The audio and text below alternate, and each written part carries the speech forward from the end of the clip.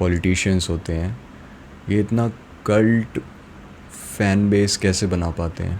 Because the way they speak, because the way they are able to communicate. एक bad communicator can not be a good leader, believe it और not. So the style of delivery, the style of making sure the message is loud and clear, making sure that every single person in the audience is getting what you're saying is really crucial. That's what we are going to discuss. That's what we are going to talk about.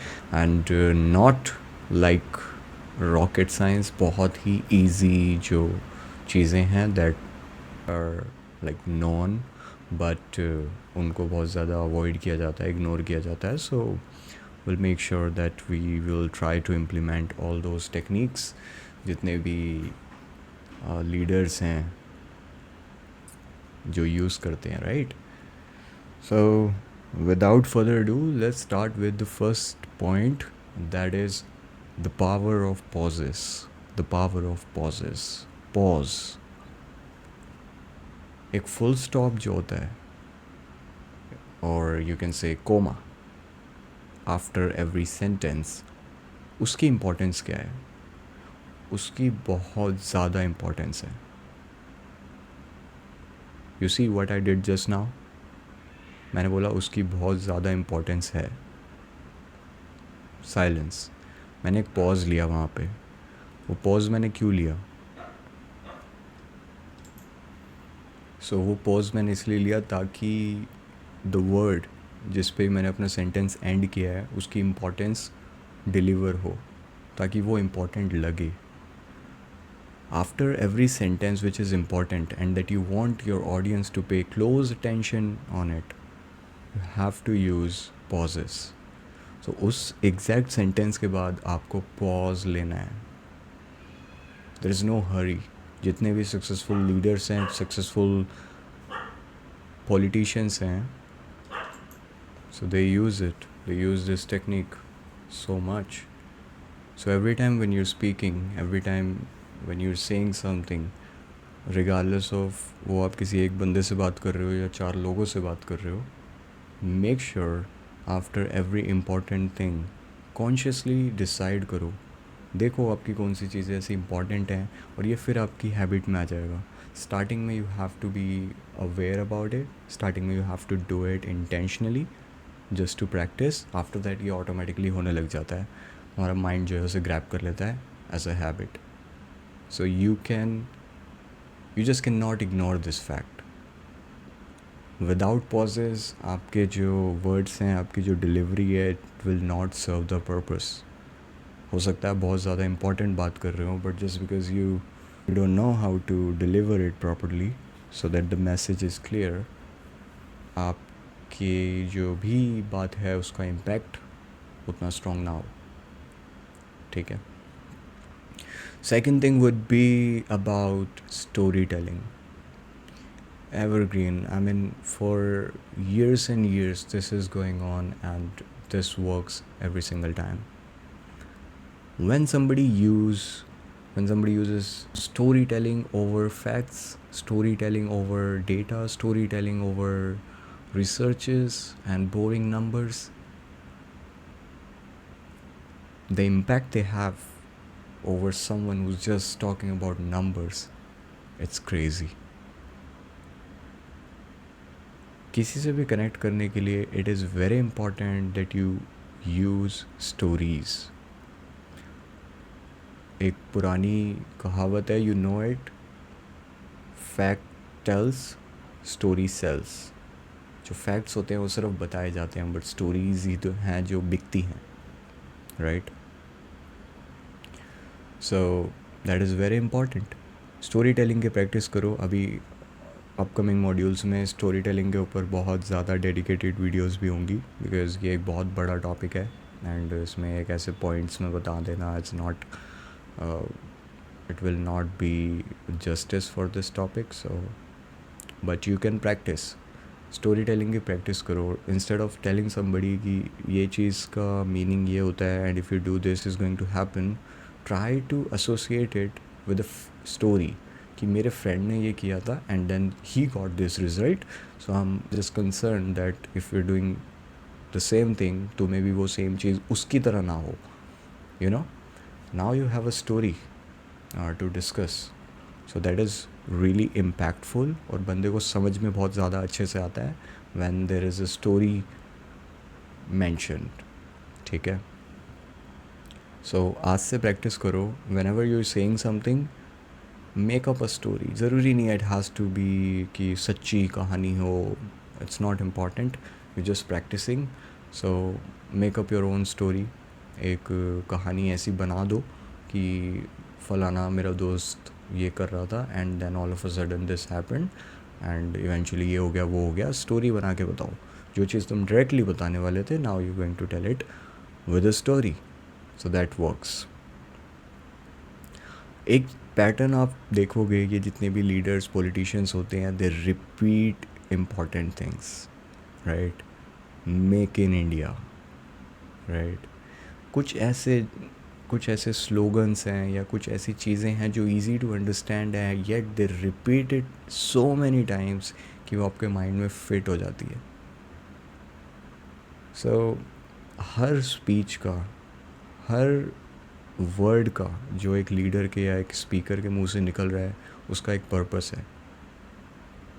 And वो purpose तभी fulfil होता है when you hammer it enough, when you repeat it as many times as possible, because human mind जो भी repetition होता है उसको जल्दी ग्रैब करता है. साइकोलॉजी में एक बात बोली जाती है, if you repeat a lie enough times, एक झूठ को बहुत ज़्यादा बार अगर दोहराया जाए तो वो एक सच में बदल जाता है. विच मीन्स अगर कोई मेरे को एक झूठी बात 10 बार आगे बता रहा है दिन में और वो 1 हफ़्ते तक कर रहा है, तो हो सकता है 11वें दिन या 10वें दिन मैं उस बात को सच मानने लगूँ. मेरा माइंड एज्यूम करने लग जाएगा कि ये बात जो है ये सच है. That's the power of repetition. तुम्हें क्या लगता है हम ये आरतियाँ क्यों करते हैं, रिचुअल्स क्यों करते हैं, प्रे क्यों करते हैं? किसी ने ऐसे ही पूछा था मेरे से कि यार जब प्रे तो तुम्हें पता है तुम्हें बोलना क्या है, तो सेम चीज़ डेली सुबह करने का क्या पॉइंट है? ऐसा क्वेश्चन था किसी के माइंड में. तो वो उसका यही पॉइंट है, repetition. That environment, that exposure, that experience that you're getting, it is training your mind for a for a positive impact out there. So it has nothing to do with तुम उसको repeat कर रहे हो या नहीं कर रहे हो, अगर तुम्हें याद है या नहीं है. It has nothing to do with it. There is a reason why you repeat few things, right? Another thing which is important और इसी से related है कि you will notice even the Prime Minister doing this, they don't use jargons, they don't use complicated words, they stick to simple words जो बहुत easily understand किए जा सकते हैं. क्या लगता है आपको, ये कोई क्या उनको एक बहुत ही टेक्निकल साउंड करने वाली स्पीच देनी नहीं आती? क्या उनको नहीं पता कि कैसे एक बहुत ही कॉम्प्लिकेटेड वर्ड्स को यूज़ करके भी एक स्पीच दी जा सकती है? But it will be of no use because people will not connect, people will not remember. That is why it is really important to make sure or to ensure that you're using simple yet easy to understand words. It is crucial. The easier your words are, the better somebody is going to understand. So make sure whenever you're using any complicated words, try to replace it with something which is easily understandable. लोगों को लगता है बहुत ज़्यादा complicated words use करेंगे तो बहुत ज़्यादा इंटेलिजेंट साउंड करेंगे और बहुत ज़्यादा कूल हो जाएगा, राइट? बट ये उल्टा उनको ही नुकसान करता है because people are not able to connect with you. They might think कि भाई इसको कुछ ज़्यादा पता है, ये ऐसे ऐसे वर्ड्स बोल रहा है जो मुझे नहीं पता. But how you are going to take them in your team, how you are going to make them do the things that you want them to do, if they're not 100% connecting with you, if they're not able to relate with you. So it is really important, do not forget to use simple easy words जो किसी को भी समझ आ जाते हैं. दूसरी चीज़ ये है कि लोगों से, जो हमने पिछले सेशंस में भी बात करी है, इमोशनली ड्रिवन स्पीचेस होती हैं, राइट, लीडर्स की. उनके इमोशंस, लोगों के इमोशंस ट्रिगर करने की प्रैक्टिस करो. How you can trigger somebody's emotions. तो आप देखोगे जो हमारे लीडर्स हैं, इवन जो उनकी स्पीचेस होती हैं, वो उन चीज़ों को ऐड करते हैं. फॉर एग्ज़ाम्पल, हमने एयर स्ट्राइक करी, ठीक है, हमने ये जो भी रिवेंज लिया, फॉर एग्ज़ाम्पल हमने टेररिस्ट पे जो अटैक किए, जो हमने टेररिज्म के ख़िलाफ़ स्टेप्स लिए, हमारी मिलिट्री ने, हमारी आर्मी ने, वो बहुत ज़बरदस्त हैं. हमें बहुत गर्व है उन पे. ये सारी बातें बहुत अच्छी हैं, but at the same time ये पब्लिक के अंदर एक इमोशनल वेव ड्राइव करती है. आपको एक अलग सी प्राइड फील होती है, आपको एक अलग सा कॉन्फिडेंस आता है, आपको एक अलग सा फायर स्पार्क आती है. So you start liking that leader subconsciously, right. तो कुछ चीज़ें ऐसी ऐड करते हैं लीडर्स, पॉलिटिशियंस की, जब तक मैं हूँ, मेरी जो माताएं और बहनें हैं उनमें से किसी को ज़रूरत नहीं पड़ेगी ये करने की. ये ऐसी ऐसी बातें क्यों करी जाती हैं? ये इमोशंस को ट्रिगर करने के लिए की जाती हैं. जब जब इमोशंस ट्रिगर होते हैं, तब तब आपकी जो कल्ट फैन फॉलोइंग है वो बहुत ज़्यादा स्ट्रॉन्ग होती जाती है. And there are high chances people are going to follow you. And if they are following you, they are going to do what you want them to do. So try to connect, even with a single person that you're talking to, try to connect with them emotionally. देखो यार कि इसमें मैं इसके emotions कैसे use करूँ. Use in the sense कुछ negatively use नहीं करना, but to connect better, try to empathize with them, try to connect with them, feel the same way that they are feeling or they must have felt.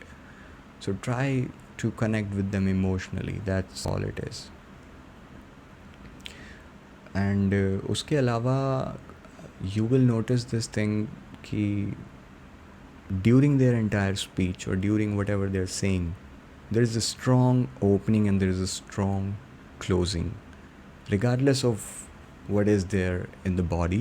Body means जो बीच का part है, जिसमें उन्होंने बीच में किन किन चीज़ों की बातें करी हैं. regardless of what is present in it, they make sure कि उनकी ओपनिंग बहुत ज़बरदस्त होती है. Most of the times slogan से, या फिर कोई बहुत अच्छे नारे से, या कुछ भी ऐसा जो आई ब्रेकर होता है, एकदम से अटेंशन ले लेता है, राइट.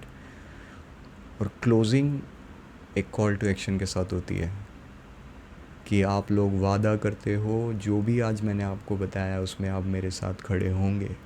आप लोग वादा करते हो कि ये होगा, वो होगा. They make sure that they end their speech with a strong call to action, because people might forget the data, people might forget the numbers you have discussed, but they will not forget how you ended up making them feel. So for example, they will not forget how you made them feel.